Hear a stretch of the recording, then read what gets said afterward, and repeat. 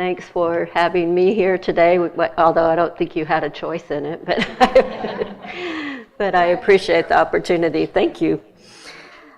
As Pastor Stephen said, we're going to talk today about breaking out of our spiritual comfort zones. For some of us, just coming into worship today, especially if it was your first time, is breaking out of your comfort zone. And maybe sitting at these tables is a new experience for some of us. And we'll talk about that a little bit more. I do have to say it's a little ironic that the pastor asked me to step out of my own comfort zone and facilitate us today in a way I never have before. I've preached, I just haven't done it in the way we've been doing it this month. So we'll experience this together today. What comes to your mind when you hear the term comfort zone? And that's not a rhetorical question. Would anybody like to respond? A bowl of ice cream. Oh, okay. Comfort food. My chair. Okay. Home. I'm sorry? Home. Home. Okay. My puppy. Okay. So those are things that give us comfort. What about, let's expand that just a little bit and talk about comfort zones in our lives. No change. Please, no change. No change, okay.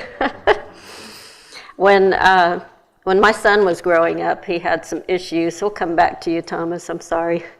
And at one point, he was trying to learn social skills a little bit better. And so they gave him a hula hoop and put it around him. And they said, now, we want you to walk around the room, and anybody you talk to, you can't get any closer to them than this hula hoop will let you. And it was to introduce him to the idea that we all have personal space. Sometimes our comfort zones are kind of like that too. We sort of draw this invisible line around ourselves, and we'll go this far and no further. But sometimes God is calling us to break out of that barrier. We're about to see a video, and in it, a young man conducts what he calls a social experiment. He is trying to challenge himself to move out of his own comfort zones. Observe, as you watch, the different interactions that happen between him, the person offering a hug, and the people he approaches. It's hard to look you in the face when more than words can't say just how much you mean to me. It's hard to look you in the eye when I can't question your pain inside from all that you've through. I'm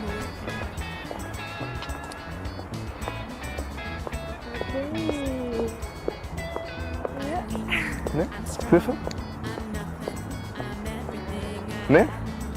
Allee, kom. Zomaar. Oké. Omdat het kan. Omdat het kan. Ja. Sorry. Can I get a hug? Please? Or what? Just Yes, because? you can get a hug. Yeah? Ah, thanks. Why do you need a hug? Do you have Just- a bet with someone?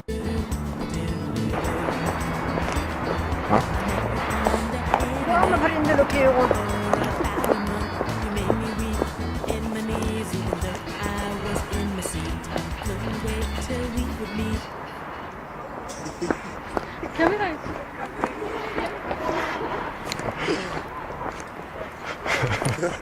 Our first date was Chinese. We took it to a park by the dirty river. Went thrifting, hung out, made out on a couch. Hey girl, felt you brush my until the night. Thanks a lot. Yeah. Okay, so let's try something. Let's get in groups of 2s or 3s. If nobody's sitting with you at your table, please grab somebody nearby. And we're going to have a couple questions to discuss for just a couple minutes here. First of all, as you watched that video, what did you notice about the reactions of the people he approached to give them a hug? And talk about that with your group for a minute. I like the lady who says, such a friendly young man, as she keeps going.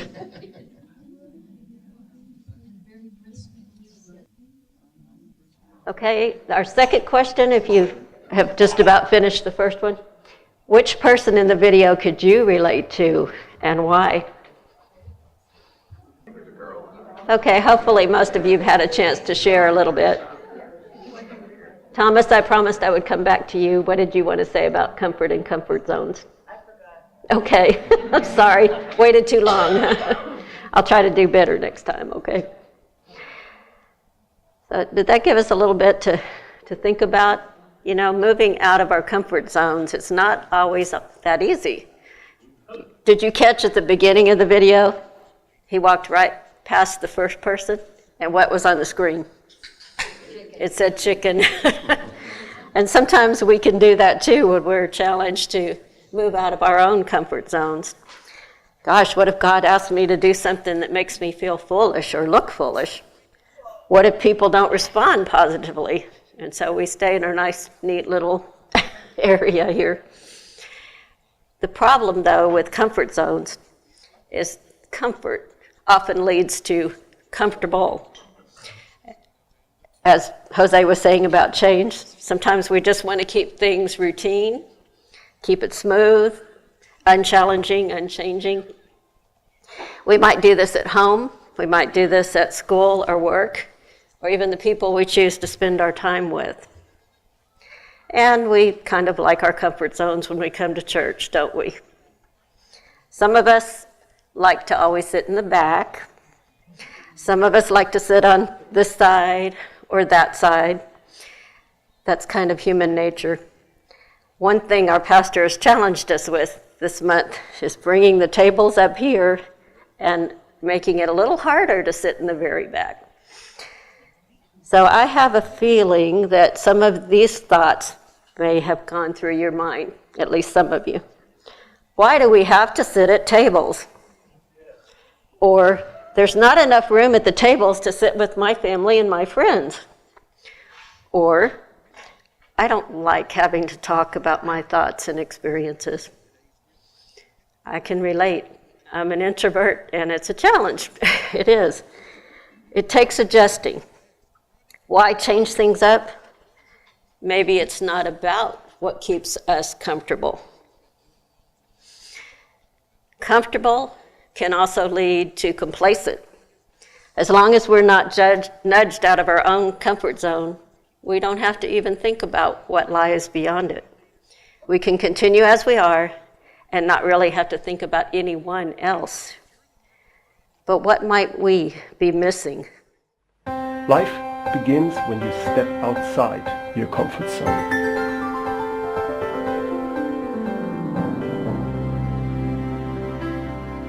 The magic happens there. Two circles, or ovals. One was very small over here in the corner, and it said, my comfort zone. What did the other one say? Where the magic happens. And did you notice it was actually a bigger circle? Interesting. The magic happens outside our comfort zones, as we just saw up there. Or to put it another way, the Spirit of God moves in different and unexpected ways in the places that are beyond our present understanding and experience. What if a richer spirituality is waiting for us just beyond the edges of our comfort zone? Something happened today that was unexpected. Tyler and I had not talked about his music and my sermon today, or this facilitating I'm doing. But he chose to do the song Oceans. That was the second one that we were doing, and it may not have been familiar to everybody. Well, I have a quick story for you. It's very familiar to me, and this is why. When my father was in the hospital a while back, I was having to run back and forth between Carrollton and Plano every day, either to see him in the hospital, to help my mother with something, take somebody to the doctor. It was just constant. And do you know that every day for over a week, I would get in my car, I'd turn on the radio to a Christian radio station because I felt like I needed all the help I could get. And this song came on. Okay, the first time it happened, I thought, that's an interesting song. I hadn't heard it before. So I looked up on YouTube the words to it, and I said, wow, that is powerful. I'll have to listen to that again. Next day I get in the car, guess what happens? Turn on the radio, same song comes on. I'm not making this up. The next day I get in the car, same song comes on. I thought, oh, come on. So I changed it to another station, another Christian station. Guess what they were playing? I thought, okay, God, I guess you're trying to tell me something here. It was a little freaky, actually.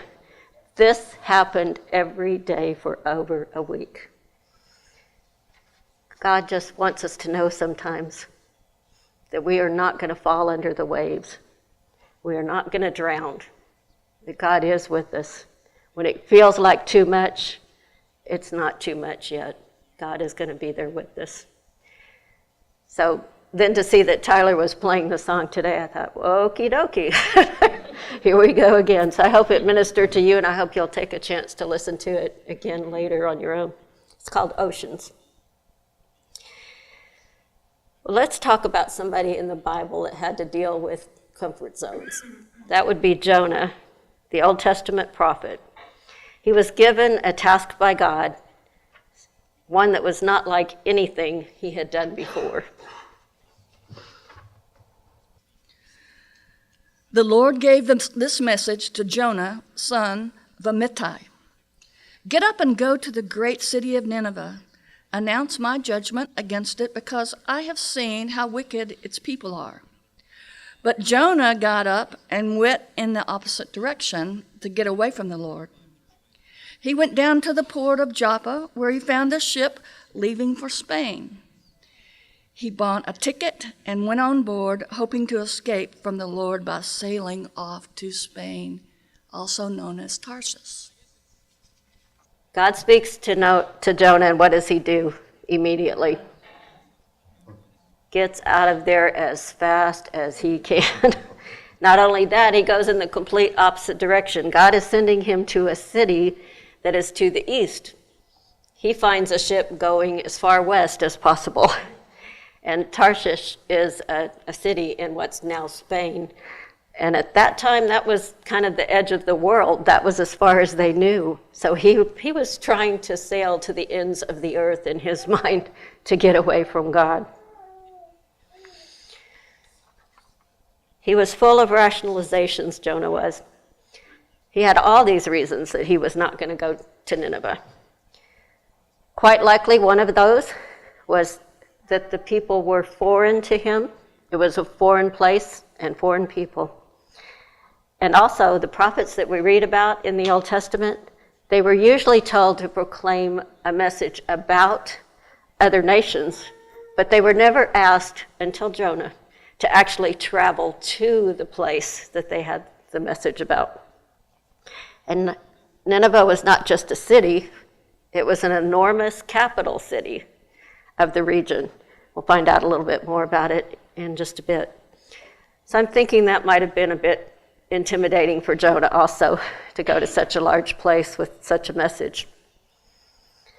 And Jonah was being asked not only to travel from his own homeland, but to be sent to the nation that had conquered his place, that had conquered Israel.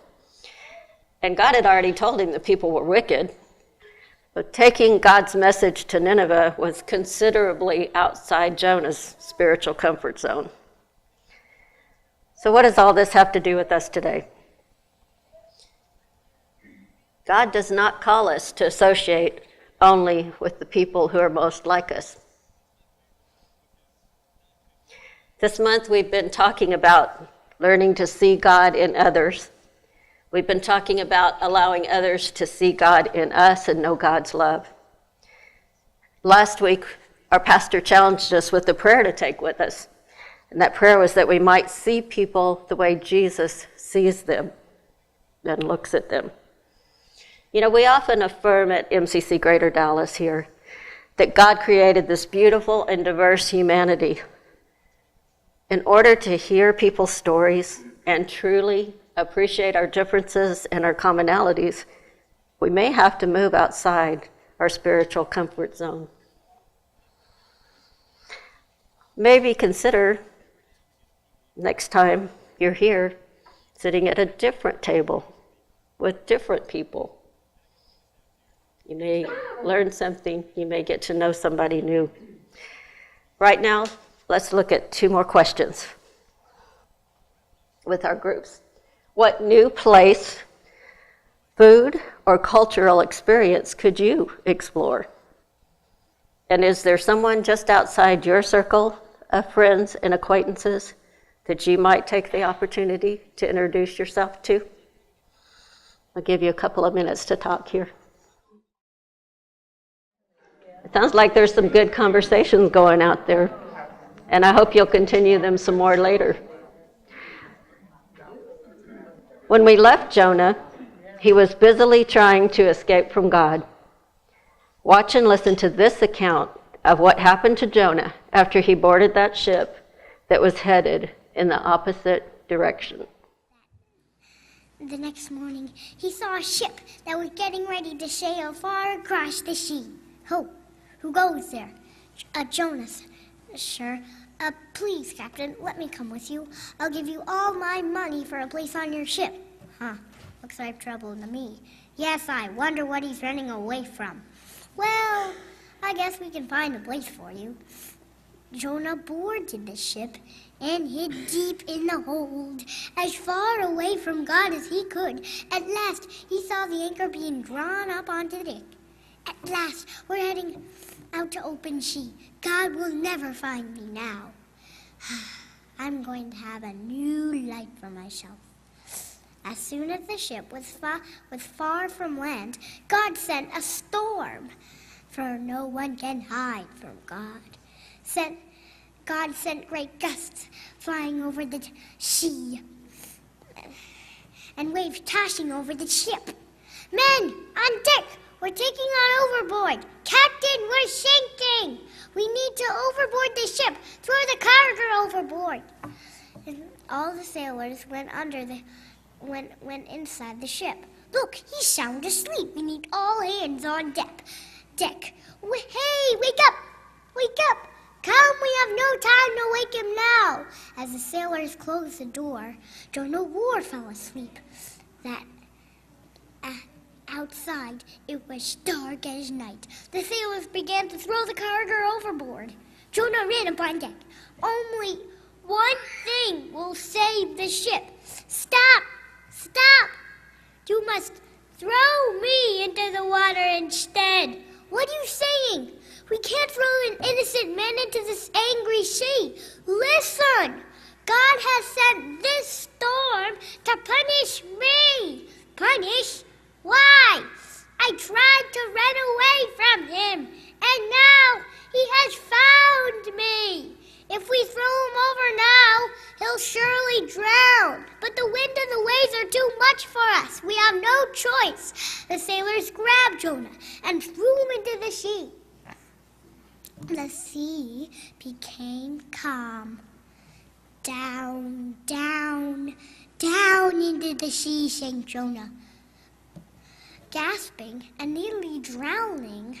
But God was not yet finished with Jonah.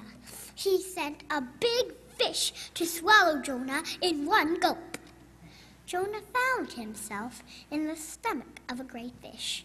Oh, it's so dark in here. What will become for me now? Maybe God will still hear me. Jonah turned to the Lord. Lord, thank you for saving me. Inside the fish, Jonah prayed for 3 days. I'm sorry I tried to hide from you. Please let me out of this terrible prison. I will do as you commanded. God heard Jonah and knew he had changed. He made the fish spit out Jonah onto the land. Thank you, merciful Lord, for delivering me safely to land. Now, Jonah, go to Nineveh and tell those wicked people I am going to destroy them. That was Mary Margaret. She's 6 years old, and she has a couple of other videos on YouTube. I just want to tell her I appreciate her for helping us with the story today. If you were not familiar with the part of the story about Jonah and the big fish or Jonah and the whale, hopefully you got to know a little bit of it today. If you were familiar, you might have noticed that she embellished it just a little. And you know, I think that's okay, because the writer of the book of Jonah was using just a bit of hyperbole as well. Much of that book of Jonah in the Old Testament employs satire. Mary Margaret also demonstrated something else for us. Children hear more than we think they do, and then they have their own understanding of what they heard. You know, we're blessed here at this church. We have precious children and babies here in our midst. Teaching them and providing care for them is our God-given privilege and responsibility. Because we're not a large church, ensuring that they experience the love of God in a positive way here is a collaborative effort. It takes all of us. We rely upon our volunteers, and we are truly grateful for each one of them. We are asking that our parents take turns in the children's church and in the nursery, or sitting with some of our young people. And yes, I know for some of us, staying in our own spiritual comfort zone means that we don't want to miss the worship service. I understand that. In November and December, many of our regular volunteers had to be out because of illness of their own or a family member, or they were out of town.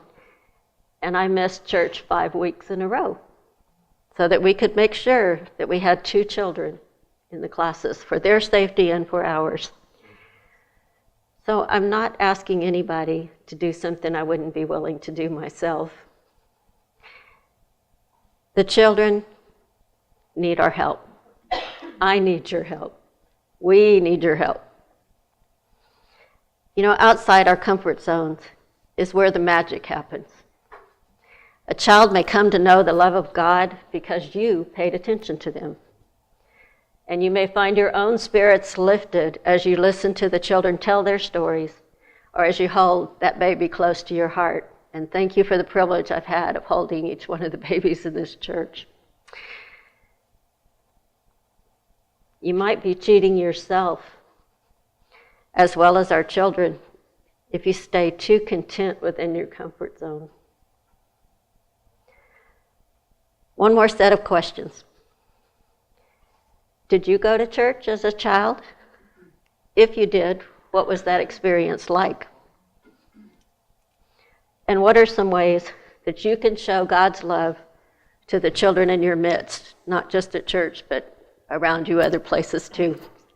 So take another moment and discuss those 2 questions.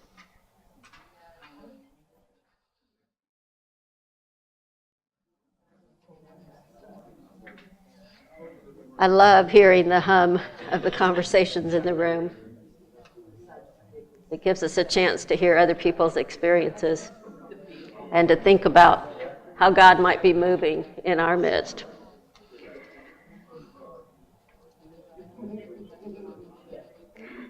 Okay, let's wrap that up.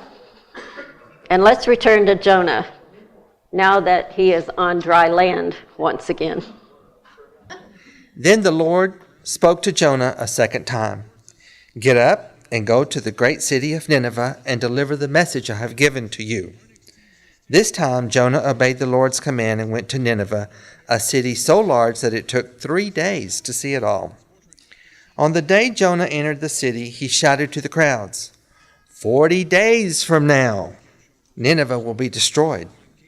And the people of Nineveh believed God's message, and from the greatest to the least, they declared a feast and put on burlap to show their sorrow. And when God saw what they had done and how they had put a stop to their evil ways, God did not carry out the destruction God had threatened. So God spoke to Jonah a second time. God was persistent about the work Jonah was to do. And God is persistent with us as well. We may not run away as far or as quickly as Jonah did, but we do sometimes choose to ignore the nudging of God's Spirit. We may let ourselves get swallowed up in our circumstances, just as Jonah was swallowed up inside that fish. And then we remember that God was speaking to us. Often the Spirit comes back to us with a second prodding about something particular that we can do, inviting us to expand our zone of spiritual comfort. Right now, we're in a time of change and challenge, both in our church and in our world. Is there something new or different that the Spirit is inviting us to?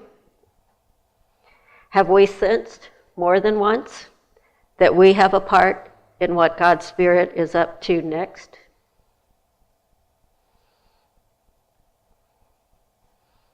After all that turmoil, Jonah finally took the message to the people of Nineveh.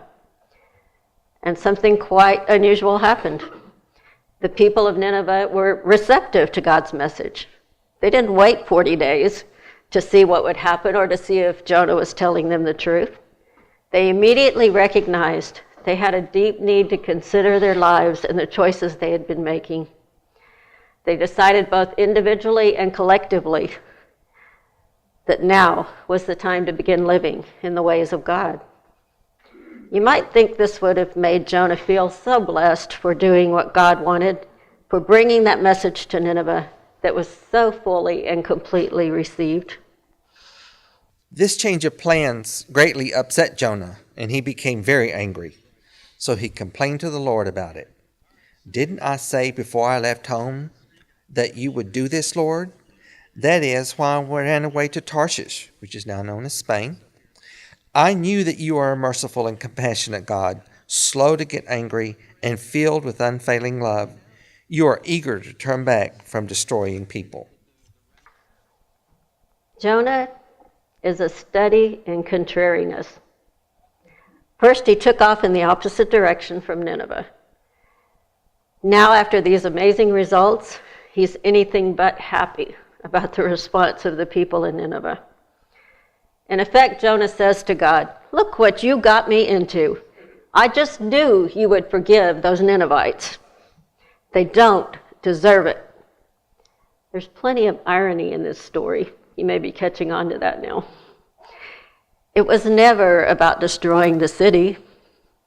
Jonah was sent to Nineveh so that an entire city filled with that many people could know that God loves, God forgives, and that there is a richer, more spiritually satisfying path for their lives. It was a message of hope. But there stands Jonah, angry that he didn't get the opportunity to sit out those 40 days and watch the destruction of the city. Here's the thing.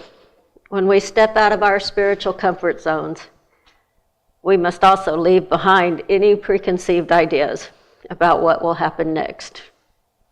If we take that risk, the results will not be left up to us, but to God.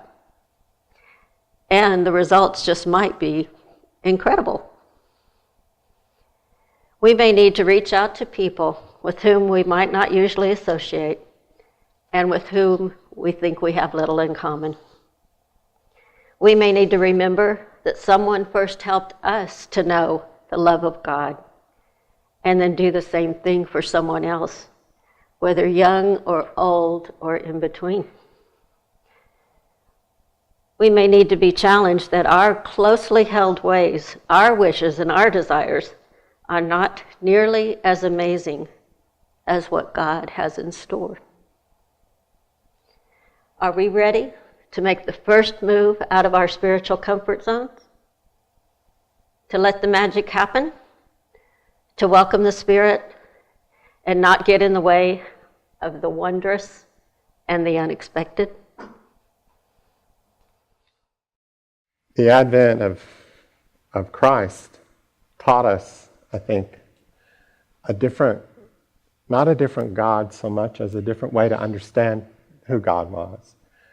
When you hear and read these Old Testament stories, sometimes we go back to an understanding of a whole, it seems like a whole different God from Old Testament to New Testament. But teachings like today bring really those back together. Because I think what's true is always true. is that God is at work in each of us.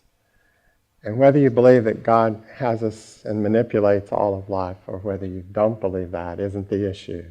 It's only to know that God is present in our lives and with us.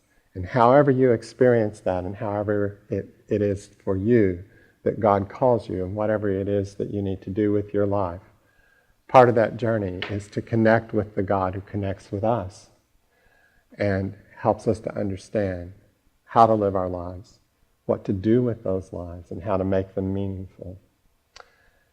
So when we come to communion, we once again, I think, get that lesson overall, because many times it's in the simple things. Jesus took bread, blessed and broke it, and offered to them to say, understand this. This is me. This is my life. My life will be opened up for you. And you can connect with me and receive me in a whole new way. I bring you a new way. Eat of this bread, and know that you receive me and I fill your heart and life. And to take simply the cup of wine, do the same thing, and say to them, drink from it, all of you, because this too represents my life. And in saying that, I think Jesus is really saying, this is your faith, this is your strength, this is your energy, this is me, this is the God who will be with you. When you drink this, remember me and know that you receive me and I am with you. And I will be with you always to the end of the age.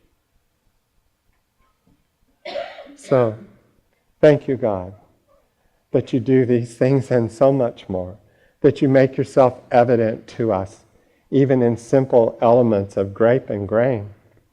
When we eat and drink, and we're reminded, and we are to remember you, and to know that you are with us, that we receive you. Take these larger concepts, make them simple for us to grasp, that we might apply them in our lives, and apply them to what you ask of each of us. Help us come to this table and receive. Thank you for taking the time today to listen to this message. I hope that you heard something that touched you. We want to engage with you, not just send out these sermon videos and let them just be out there somewhere. But we want to engage with you, so I want to invite you to write your comments in the YouTube comment section below the sermon, or come find us on Facebook and share with me your questions, your comments, your insights. Find us at our website, mccgd.org. There's a number of different ways in which you can engage with us from wherever you are, another state, another country, homebound, whatever your situation. Most of all, I want you to know that you are a part of the extended community of this church. You are a part of the family of God. You are a beloved child of God. Thank you for watching.